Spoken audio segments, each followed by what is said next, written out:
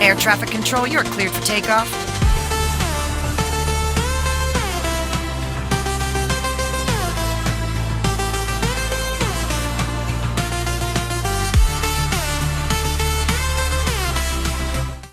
लोकनेते दिवा पाटील यांचे नाव नवी मुंबई आंतरराष्ट्रीय विमानतळाला देण्यात यावं या मागणीसाठी गेल्या 4 वर्षांपासून सातत्यानं पाठपुरावा करणाऱ्या सर्वपक्षीय कृती समितीनं अधिवेशनाच्या पहिल्याच दिवशी आझाद मैदान येथे धरणे आंदोलन करत राज्य सरकारला ठोस भूमिका जाहीर करण्याची मागणी केली।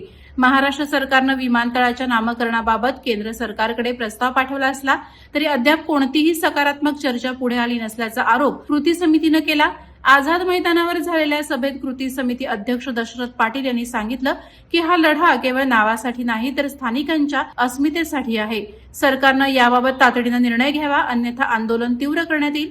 स्थानिकांच्या भावनांचा आदर राखला गेला नाही तर व्यापक जन आंदोलन उभारलं जाईल असा इशाराच यावेळी भूमिपुत्र नेते आणि लोकसभेचे खासदार बाळामामा म्हात्रे, कृती समिती सदस्य आणि राष्ट्रवादी शरद पवार गटाचे प्रदेश सरचिटणीस संतोष घरत, पनवेलचे माजी उपमहापौर जगदीश गायकवाड यांनी दिला। या आंदोलनात कृती समितीचे सदस्य तसंच मुंबई आणि रायगडमधून आलेले आगरी कोळी बांधव आणि विविध समाज बांधव मोठ्या संख्येनं उपस्थित होते। वादळवारा लाईव्हसाठी राकेश खराडे, रसायनी। नवी मुंबई व रायगड जिल्ह्यातील ताज्या बातम्या आणि घडामोडींसाठी सबस्क्राईब करा वादळवारा लाईव्ह चॅनल आणि दाबा बेल आयकॉन।